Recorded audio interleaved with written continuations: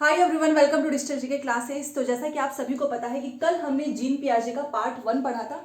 आज हम इसका पार्ट 2 डिस्कस करने वाले हैं। जिसने भी पुरानी वो वाली नई क्लास देखी है तो प्लेलिस्ट बना हुआ है या फिर आपको एंड स्क्रीन पे इसकी पहली क्लास मिल जाएगी। क्योंकि अगर आपने इसकी फर्स्ट क्लास नहीं देखी तो आपको उतने अच्छे से समझ में नहीं आएगा, क्योंकि मैंने पूरा रीजन वहां पे बताया है कि आखिर में जीन पियाजे ने ये क्यों जो है 4 स्टेजेस लेकर आए, कॉग्निटिव का मतलब क्या होता है, क्यों इन्होंने एक्सपेरिमेंट किया, सब कुछ मैंने यहाँ पर अच्छे से बताया है। तो एक चीज मैं बोलना चाहूंगी कि आपने चाहे पहले जीन पियाजे पढ़ा हो या फिर आपको समझ में नहीं आ रहा हो या फिर आप एकदम नए हैं, क्लास के अंत तक बने रहना, क्योंकि अंत तक जाते हुए आपको एक सेटिस्फैक्शन तो जरूर आएगा कि जो चीज आज मैंने आपको पढ़ाया है वो आपको समझ में आया है और दिमाग में एकदम छप जाएगा। क्योंकि आपको ये पता है कि जीन पियाजे इतने इंपॉर्टेंट हैं कि चाहे आप सीटेट, यूपीटेट, सुपरटेट, D++B हर एक टीचिंग एग्जाम्स में इससे क्वेश्चंस आते हैं, और वो भी एक या दो नहीं, कम से कम 4 या 5 पूछे जाते हैं। फिर भी हम गलत कर देते हैं और खास करके इनके स्टेजेस से क्वेश्चन पूछते हैं। तो आज हम इनके स्टेजेस पढ़ने वाले हैं, जो कि इनके 4 स्टेजेस हैं। और अगर वीडियो ज़्यादा लंबा नहीं हुआ, छोटे से में ही हो जाएगा, तो हम चारों स्टेजेस पढ़ लेंगे। अदरवाइज एक और पार्ट होगा जिसमें मैं इसके 2 स्टेजेस प्लस क्वेश्चंस भी डिस्कस करूंगी, जो कि अभी तक हर एक एग्जाम में पूछा हुआ है। ठीक है, तो चलिए स्टार्ट करते हैं। देखिए, आपको पता है कि इन्होंने कॉग्निटिव डेवलपमेंट पे जो दिया हुआ है, इनकी थ्योरी का नाम है, जो कि आपको पता होना चाहिए। तो आखिर में इन्होंने स्टेज क्यों दिया, ये भी तो आपको पता होना चाहिए ना। तो आपको पता है कि पियाजे ने जो है एज को, मतलब बायोलॉजिकल मैचुरेशन को ज्यादा इंपॉर्टेंस दिया है। इनका मानना है कि जैसे जैसे बच्चे बड़े होते हैं एज के अकॉर्डिंग उनका जो ब्रेन है जो वो डेवलप होता है। तो उन्होंने कॉग्निटिव डेवलपमेंट को इसी के अकॉर्डिंग एक्सप्लेन किया है बहुत अच्छे से, क्योंकि इसका स्टेजेस का एक आधार है। अगर आपसे कोई भी पूछे कि आखिर में इसका आधार क्या है, तो वो है एज के अकॉर्डिंग बच्चे का जो थिंकिंग है, जो थॉट प्रोसेस है, उसको इन्होंने डिफाइन किया है कि 2 साल का बच्चा जो है क्या क्या चीजें कर सकता है, 2 से 7 साल का बच्चा क्या क्या कर सकता है। तो एज के अकॉर्डिंग इन्होंने हर एक चीज डिफाइन की है, जो कि मैं आपको समझाने वाली हूँ एक एक टर्म्स को। और अगर आप इसका स्क्रीनशॉट लेना चाहें तो आप ले लीजिएगा, क्योंकि यही एग्जाम में पूछता है। एक एक पॉइंट जो है जो मैंने लिखा हुआ है एग्जाम में पूछा हुआ है। ठीक है, तो चलिए स्टार्ट करते हैं। देखिए, सबसे पहले हम सेंसरी मोटर करेंगे। आपको पता है कि इनकी जो पहली स्टेज है वो सेंसरी मोटर है, जिसे हिंदी में बोलते हैं संवेदी पेशी अवस्था, जो कि है 0 से 2, मतलब जन्म से 2 साल। अब आखिर में ये सेंसरी मोटर का मतलब नाम का कुछ तो मतलब होगा ना, तभी तो उन्होंने रखा है।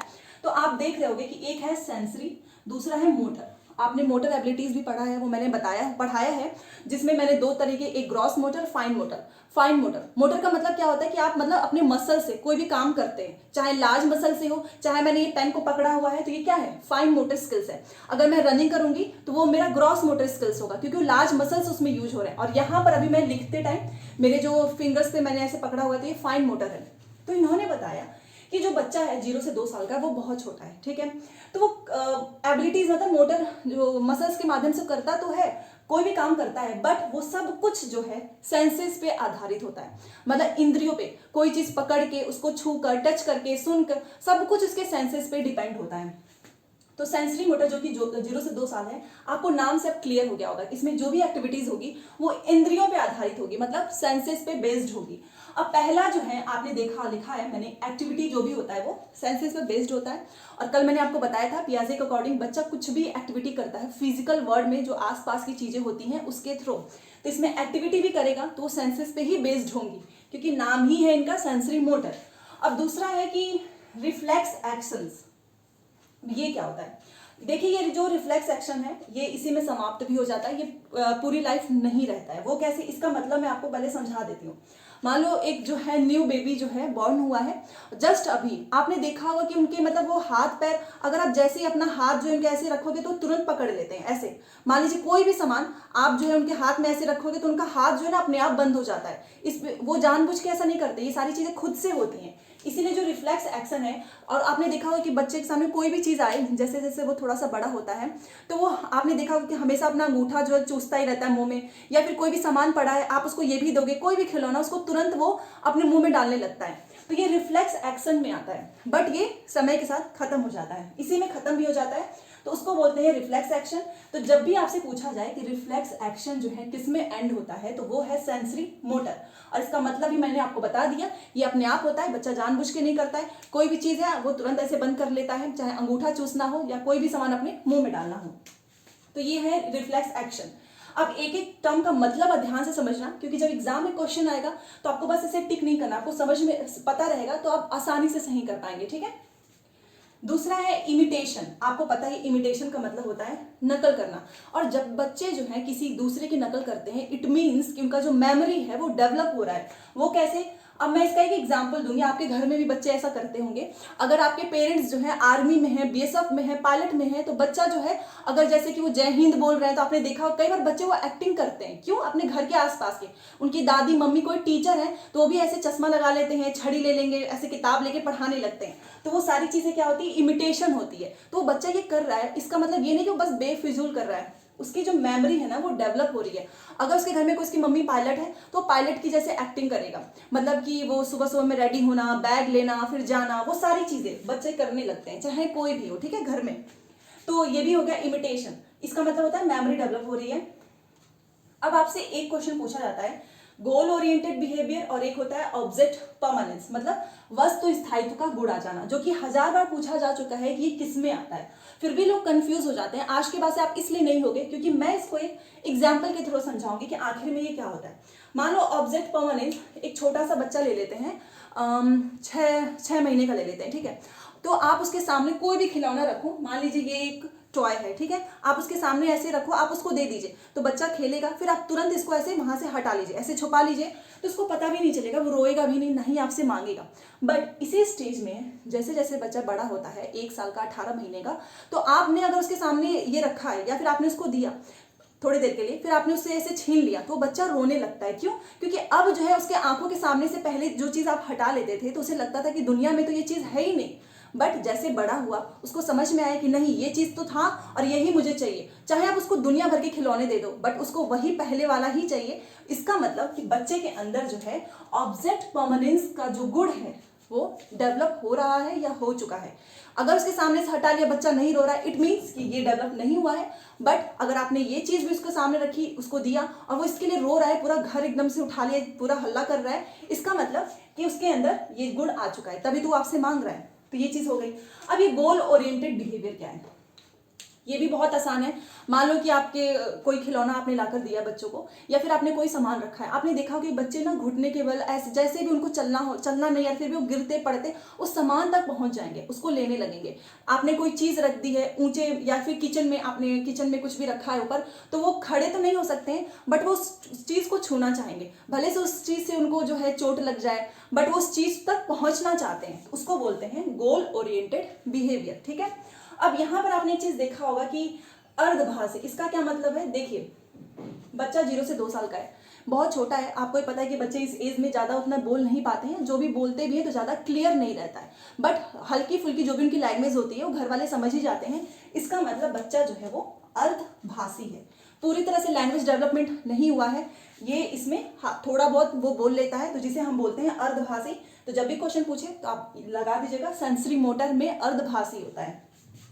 अब यहाँ पर देखिए, जो भी मैंने स्टार्टिंग में ये बताया था कि एज को बहुत ज्यादा वैल्यू दिया है इन्होंने, और इस स्टेज में सेंसरी मोटर नाम ही है, इसका मतलब बच्चा थिंकिंग करता है, कोई भी चीज सीखता है वो सब कुछ सेंसेस पे बेस्ड होता है। अभी जितने भी मैंने आपको एग्जांपल्स दिए, चाहे इसका दिया हो चाहे खिलौने का दिया हो, आपने एक बार नोटिस तो किया होगा कि ये सारी चीजें बच्चा किसके माध्यम से कर रहा है, अपने इंद्रियों के माध्यम से, ठीक है। उसे नहीं पता है कुछ भी, बट फिर भी बस उसे लगता है कि नहीं ये चीज मुझे चाहिए तो चाहिए, अगर इसको पाना है तो चल के, मतलब कि ऐसे गिरते पड़ते भी इस चीज तक पहुंच जाएगा।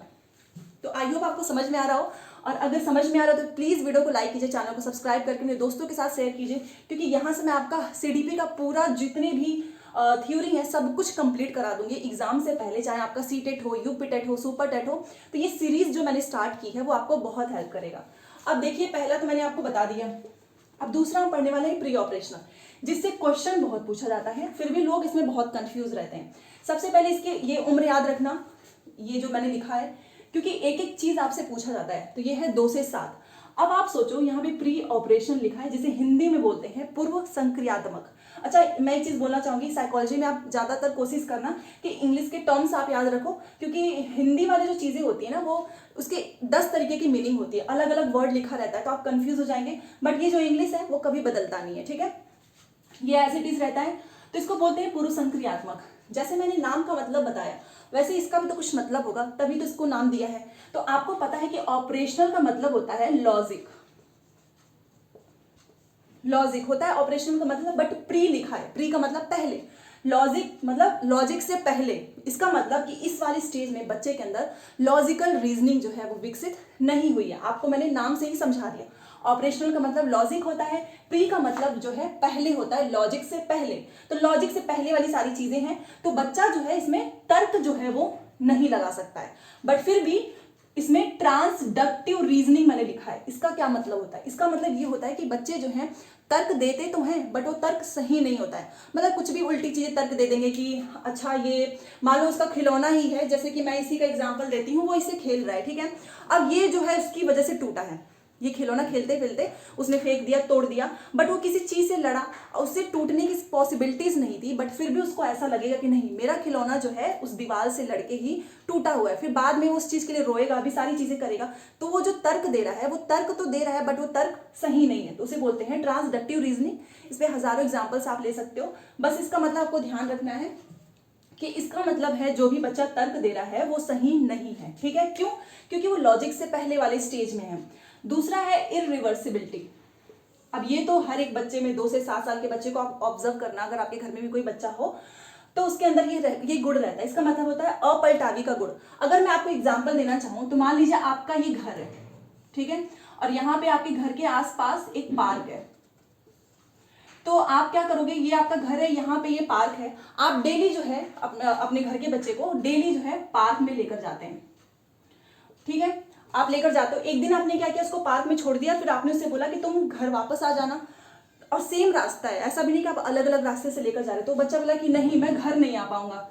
तो उसने बोला क्यों, रास्ता तो सेम ही है ना, घर से आने का और घर से पार्क जाने का, पार्क से घर आने का रास्ता तो सेम है, तो क्यों नहीं आ पाओगे।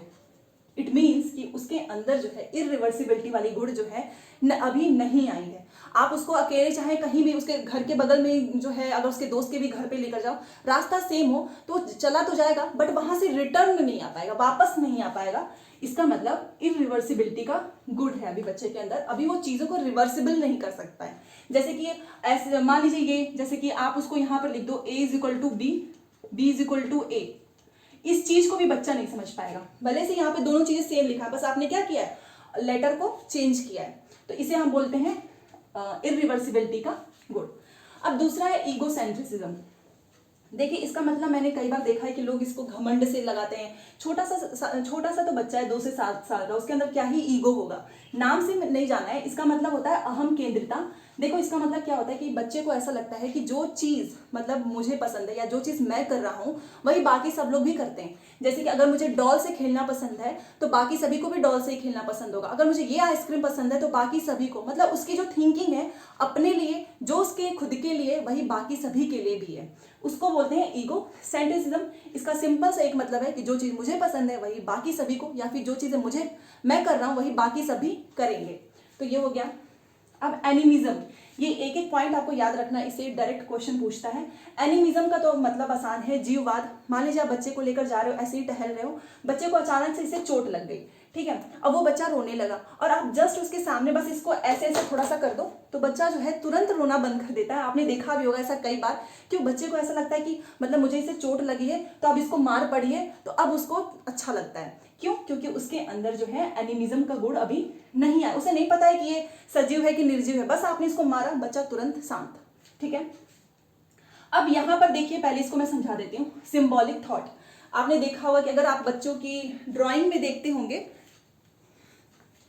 अगर आपने बच्चों को, छोटे से बच्चे की ड्राइंग की कॉपी में आपने देखा ही होगा, तो बच्चे क्या करते हैं ना, हमेशा कोई भी चीज फिगर बनाने लगते। उसकी दादी है, मान लो उसकी दादी है तो अपनी दादी की फोटो बनाएगा, चाहे ऐसे कैसे ऐसे ही बना देगा, ऐसे नाम लिख देगा। आप उसको बोलो कि वो बनाओ, बनाना बनाओ या फिर मैंगो बनाओ, तो वो कुछ भी ऐसे बना देगा और यहाँ पर लिख देगा मैंगो। इट मीन्स कि बच्चे के अंदर सिंबॉलिक थॉट आ गए हैं। आप उसको कोई भी चीज जो उसे पता है वो उसको इमेजेस के माध्यम से उसको सिंबल दे सकता है। मम्मी पापा भाई बहन, कि मेरे 3 भाई हैं, तो वो ऐसे बनाएगा, बस वो ऐसे कर देगा, नाम लिख देगा। मान लो उसके भाई का नाम रोहन है, सोहन है, मोहन है, कुछ भी। क्यों? क्योंकि उसको सिंबॉलिक थॉट करना पता है, उसे बोलते हैं। दूसरी देखिए जैसे कि कॉज एंड इफेक्ट है, इसका मतलब ये है कि उसको किसी भी चीज़ का कॉज एंड इफेक्ट पता है। जैसे कि मान लीजिए आपके घर में, आप घर में हो और अचानक से बारिश हुई तो आप तुरंत बाहर गए, कपड़े उठाकर लेकर आए क्योंकि बारिश में गीला हो जाता है। बच्चा ये सारी चीज़ें देख रहा है। नेक्स्ट टाइम से जैसे ही बारिश होगी वो तुरंत बोलेगा कि देखो मम्मी या दीदी भैया बारिश हो रही है। क्यों? क्योंकि उसको पता है कि बारिश होगी तो कपड़े जो है वो गीले हो जाएंगे। तो बस उसको मतलब पता होता है कि कोई भी चीज़ हो रही है उसका इफेक्ट क्या होगा। ठीक है, चाहे आप कपड़े का एग्जांपल ले लो, कपड़े सूख रहे हैं, गीले हो रहे हैं, ये सारी चीज़ें इसमें आती है।